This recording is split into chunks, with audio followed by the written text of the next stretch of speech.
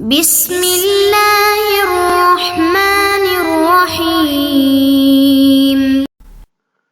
بسم اللہ الرحمن الرحیم الحمد للہ والصلاة علی اہلہا۔ عزیز طلباء السلام علیکم ورحمۃ اللہ وبرکاتہ۔ شرح الماول کتاب الصلاۃ فصل اخیر میں نماز جماعت کے احکام پر گفتگو ہو رہی ہے اور نماز جماعت کی نیت کرنے کا حکم بیان کیا جائے گا۔ نماز جماعت میں امام کے پیچھے قرأت کے حکم کا ایک تتمہ بھی ہے، اس کو بھی ذکر کریں گے، اور جماعت کے صحیح ہونے کے لیے اقتداء کی نیت کا حکم بھی بیان ہوگا۔ متعلقہ فروعات اور مسائل کا بیان، ادلہ کا بیان اور ان کا تجزیہ اور تحلیل بھی پیش کی جائے گی۔ اس سے پہلے بیان ہو چکا ہے کہ جب انسان پیش نماز کے ساتھ نماز پڑھتا ہے تو پھر اس کے پیچھے پہلی دو رکعتوں میں قرأت نہیں کرنی چاہیے۔ تو اس کا ایک تتمہ رہتا تھا کہ آخری دو رکعتوں میں بھی جو ہے وہ قرأت کر سکتا ہے یا نہیں کر سکتا۔ تو فرماتے ہیں شہید ثانی نے فرمایا تھا بہتر یہ ہے کہ آخری دو رکعتوں کو بھی پہلی دو رکعتوں کے ساتھ ملحق کیا جائے۔ جب امام جماعت ان میں حمد پڑھے تو ماموم اس کے پیچھے حمد نہ پڑھے، چونکہ اس سے نہیں آئی ہے، خصوصاً سید زرارہ جو گزر چکی ہے اس میں ہے والأخیرتان تبع للأولتین، آخری دو رکعتیں بھی پہلی دو رکعتوں کے تابع ہیں۔ وسائل الشیعہ باب 31 ابواب نماز جماعت میں یہ حدیث موجود ہے۔ سید مرتضیٰ ابن ادریس ہلی اور ابن حمزہ اور علامہ ہلی کی منتہی المطلب سے منقول ہے کہ مأموم پر کوئی چیز واجب نہیں ہے، تسبیح اور قرأت بھی واجب نہیں ہے۔ عبداللہ ابن سنان کی روایت جو معتبر میں منقول ہے امام صادق علیہ السلام سے، اذا کان مأمونا علی القرآن فلا تقرأ خلفہ فی الاخیرتین، اگر جو ہے پیش نماز قرآن کے حوالے سے امانت دار ہو یعنی قرأت وہ کرتا ہو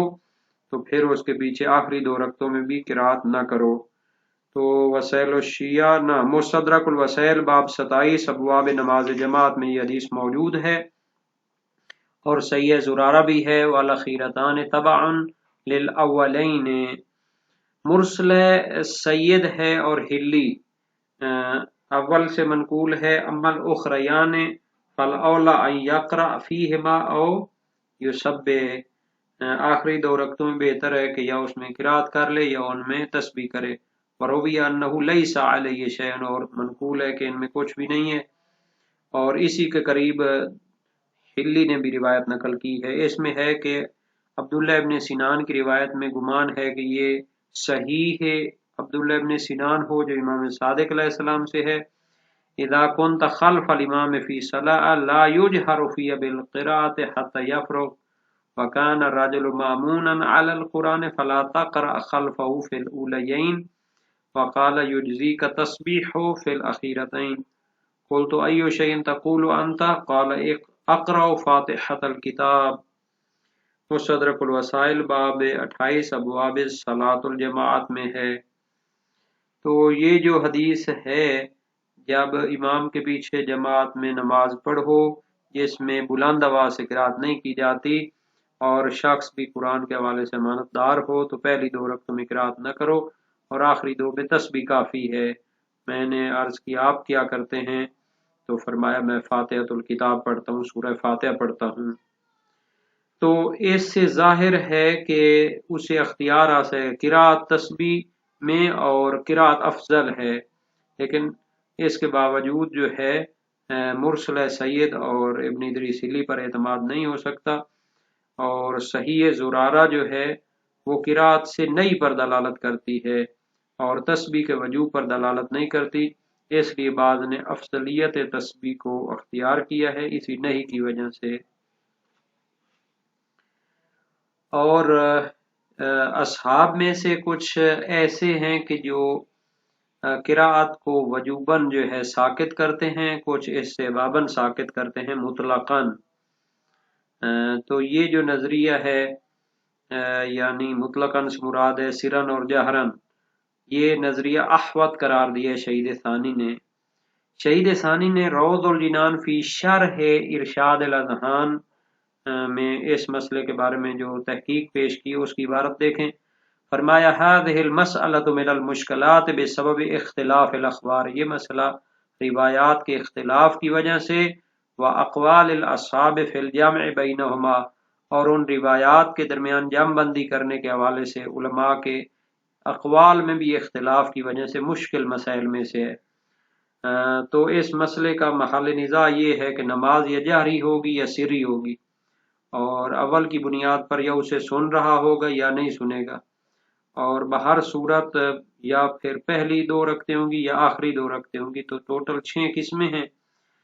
علامہ ابن ادریس ہلی اور سلار نے تمام صورتوں میں قرات کو ساقط کیا ہے روایت کی وجہ سے جو صحیح ہے زرارہ امام باقر علیہ السلام سے، لیکن ابن ادریس نے اسے حرام قرار دیا ظاہر روایت کی وجہ سے، اور سلار نے اسے قرات کو ترک کرنے کو مستحب قرار دیا ہے، پھر اس کے وجوب کو بھی روایت کیا ہے. تو باقی جو اصحاب ہیں وہ فی الجملہ قرات کو مباح سمجھتے ہیں، اور فقہ میں ولم اقف فی الفقہ علی خلاف فی مسئلۃ تبلغ هذا القدر من الاقوال، مجھے فقہ میں کوئی مسئلہ اس قدر اختلافی نہیں ملا جس میں علماء کے نظریات اور فقہی آراء اتنی زیادہ اختلاف کا شکار ہوئی ہوں. روض الجنان جو پہلی طبع تھی 1 جلدی، اس میں صفحہ 373 میں یہ عبارت موجود ہے. اور یہ جو صحیح زرارہ کی نقل کی تھی امام باقر علیہ السلام سے، امیر المومنین فرمایا کرتے تھے جو بندہ امام کے پیچھے، امام جماعت کے پیچھے قرات کرتا ہے تو وہ غیر فطرت پر مبعوث ہوگا. تو یہ روایت وسائل الشیعہ باب 31 ابواب نماز جماعت میں موجود ہے. یہ صحیح زرارہ و محمد ابن مسلم ہے امام باقر علیہ السلام سے. اب ہم عبارت کی طرف آتے ہیں جو اقتداء کی نیت کے حکم کو بیان کرتی ہے. فرمایا ہوا یاجب علی المأموم نیت الاہتمام بالامام المعین بالاسم او الصفت او القصد الذہنی فلو اخل بها او اقتدى باحد هذین او بهما وان اتفقا معا وان اتفقا فعلا لم يصح ولو اخطأ تعیینه بطلت وان كان اہلا لها. واجب ہے مقتدی پر جو جماعت کے ساتھ نماز پڑھنا چاہتا ہے کہ وہ امام جماعت معین کے پیچھے اقتداء میں نماز پڑھنے کی نیت کرے. اقتداء کی نیت کرنا واجب ہے امام معین کے پیچھے نماز پڑھنے کے. اب امام جماعت کو معین ہونا چاہیے. کیسے معین ہوگا؟ بالاسم، اس کا نام جانتا ہو کہ میں فلاں جو ہے پیش نماز کے پیچھے اقتداء میں نماز پڑھنا چاہتا ہوں. اب اس صفت، یا پھر نام تو یاد نہیں لیکن صفت کے حوالے سے اس کو معین کرتا ہے. پس صفت کے ذریعے ایسے جو ہے اس کو معین کرے کہ جہالت برطرف ہو جائے، یعنی کہ اس کی تعیین ہو جائے. اول قصد ذہنی، یا ذہن میں اس کا قصد کرے، مثلا نیت کرے کہ اقتداء کرتا ہوں اس امام جماعت حاضر کے، اگرچہ نام یا صفت نہیں جانتا لیکن یہ جانتا ہے کہ امام جماعت حاضر جو ہے اس کے پیچھے نماز پڑھتا ہوں جو جامع الشرائط ہے. فلو اخل بہا، اگر امام کو معین نہ کرے، او اقتدا باحد ہذین، اور جناب علی کیا بغیر تعین کے اس کے پیچھے نماز پڑھے، یا پھر کہے بغیر تعین کے کہے کہ ان 2 امام جماعت میں سے ایک کے پیچھے نماز پڑھتا ہوں، تو جماعت اس کی ٹھیک نہیں ہوگی. یا کہے کہ ان دونوں کے پیچھے میں جماعت پڑھتا ہوں تو بھی جماعت باطل ہوگی. وَإِنِ اتَّفَقَا فِعْلًا، اگرچہ کہ دونوں امام جماعت کے افعال نماز مقارن ہوں، ایک دوسرے کے ساتھ برابر چل رہے ہوں،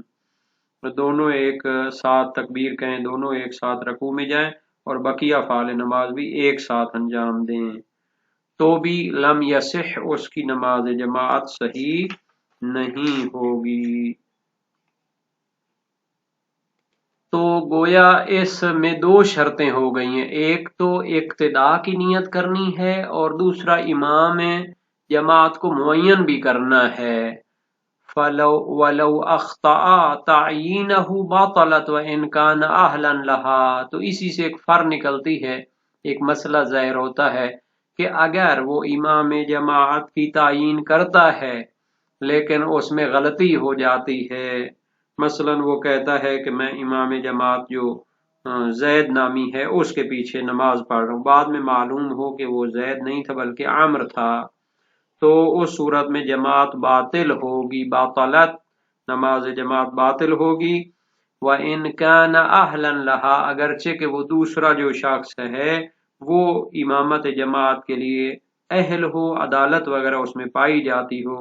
لیکن چونکہ مأموم نے اس امام جماعت کا قصد نہیں کیا تھا اور جس کا قصد کیا تھا اس کی اقتداء نہیں ہوئی، تو پھر یہ جماعت باطل ہوگی۔ اور فرماتے ہیں اما الامام فلا تجب علیہ نیت الامامت الا ان تجب الجماعت کالجمعۃ فی قول نعم یستحب ولو حضر المأموم فی اثناء صلاته نواها بقلبه متقربا۔ پہلے جو مسئلہ بیان ہوا وہ یہ تھا کہ مقتدی جو کسی کے پیچھے جماعت میں نماز پڑھنا چاہتا ہے وہ نیت اقتداء بھی کرے اور امام جماعت کو معین بھی کرے۔ اب مسئلہ ہے کہ امام جماعت آیا اس کے لیے واجب ہے کہ وہ امامت جماعت اور پیش نمازی کی نیت کرے یا واجب نہیں ہے؟ فرماتے ہیں جبکہ امام جماعت فلا تجب علیہ، اس پر واجب نہیں ہے نیت الامامت، پیش نمازی کی نیت کرنا۔ تو امام جماعت کے لیے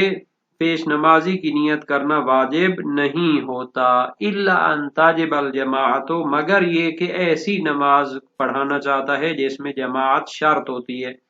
جیسے نماز جمعہ، تو اس نماز میں شرط ہے کہ اس کو جماعت کے ساتھ پڑھا جائے، تو فرادہ وہ صحیح نہیں ہوتی۔ کل جمعۃ فی قول، جیسے نماز جمعہ میں ایک نظریہ فقہا کا یہ ہے کہ اس میں امام جماعت کو پیش نمازی اور جماعت کی نیت کرنی چاہیے۔ نعم یستحب، شہید ثانی فرماتے ہیں مستحب تو بہرحال ہے، امام جماعت نیت کرے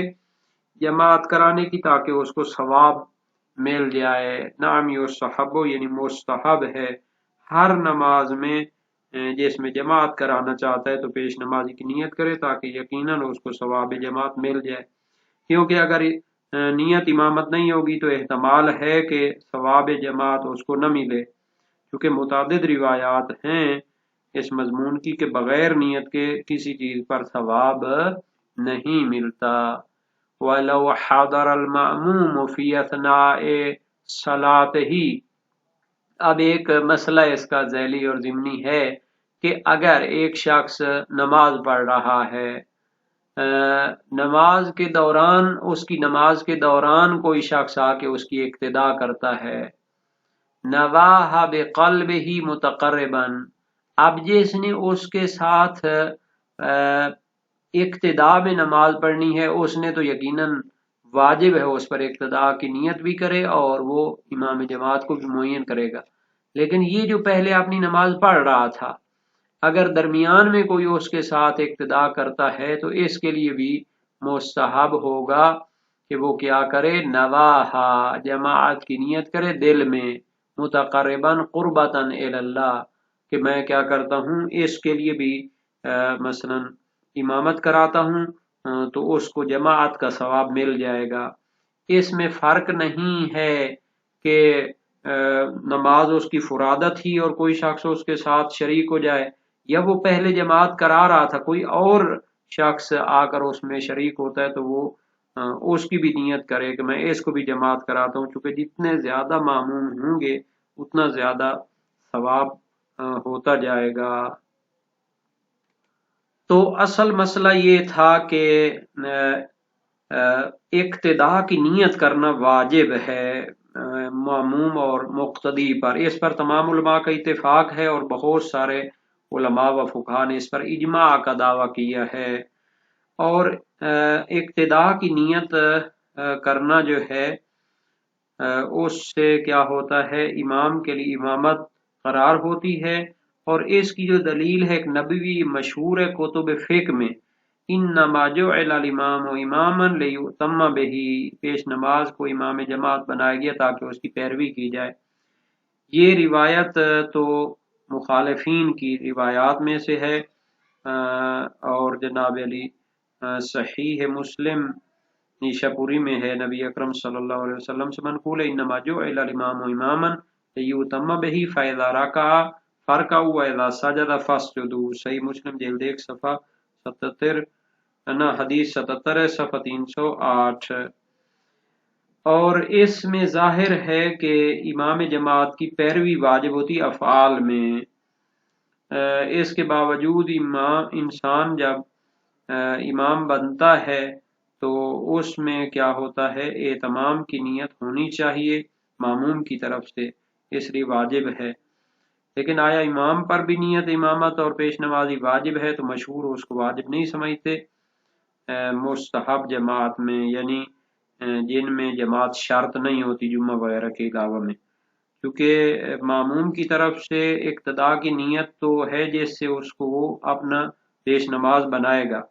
لیکن امام جماعت جس نے اپنے آپ کو امام بنانا ہے اس کی طرف سے تو کوئی شرط نہیں ہے۔ اور بعض نے جیسا کہ شہید اول و ثانی بھی ہیں، وہ امام جماعت پر وجوب نیت واجب سمجھتے ہیں، جماعت واجب میں جیسے جمعہ اور عیدین ہوتا ہے، یا تو نیت واجب ہوتی ہے، یا جماعت واجب جو ہے وہ امام جماعت کی جو ہے نیت کے بغیر نہیں ثابت ہوتی، فقط معموم کی نیت کافی نہیں ہوتی اس میں اقتداء کی۔ تو پہلی دلیل میں ممنوعیت ہے اور دوسری ضعیف ہے، چونکہ جماعت اور امامت اور معمومیت وہ جب معموم اقتداء کی نیت کر لیتا ہے تو وہ متحقق ہو جاتی ہے۔ ہاں اگر جماعت کا ثواب لینا چاہتا ہے تو امام کے حق میں وہ ثابت نہیں ہوگا، مگر جب امامت اور پیش نمازی کی نیت کرے، چونکہ ہر شخص کو وہی ملتا ہے جس کی وہ نیت رکھتا ہو۔ تو جب انسان اقتداء کی نیت کرے گا مقتدی، تو پھر اس کو امام جماعت معین کے پیچھے نیت کرنی ہوگی، اس میں کوئی اختلاف نہیں۔ مجمع البرہان جو مقدس اردبیلی کی ہے اس میں ہے کانہ مجمع علیہ، اس پر اجماع ہے، اور تعین کے لیے نام یا صفت یا اشارہ ذہنیہ یا خارجیہ کافی ہوتا ہے، اور اگر وہ کیا ہے اس میں اخلال کرتا ہے یعنی اس کو معین نہیں کرتا، تو پھر تردید کی صورت میں یا دونوں کی اقتداء کی صورت میں تو پھر وہ کافی نہیں ہوگا، چونکہ ایک امام کے پیچھے اقتداء کی جاتی ہے، اس پر اجماع ہے جیسا کہ کئی علماء نے اس کا دعویٰ کیا ہے۔ تو یہ اس کے حوالے سے جو فروعات وغیرہ تھی اس کی، تو یہ مکمل ہو گئی بات ہماری۔